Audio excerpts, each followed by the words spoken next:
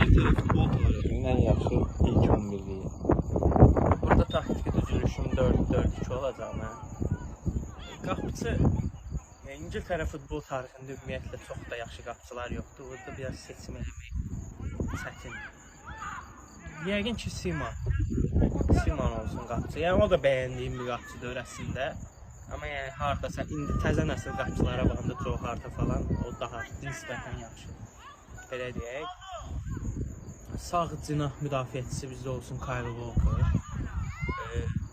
Sol cinah müdafiəçisi Ashley Cole. Mərkəz müdafiəçiləri sağdan John Terry, soldan Rio Ferdinand. Mərkəz müdafiəçiləri bunlar olsun. Yarım müdafiənin dayağında 2 futbolçu, cinahlarında 2 futbolçu deməliyəm. Dayağında olan yarım müdafiə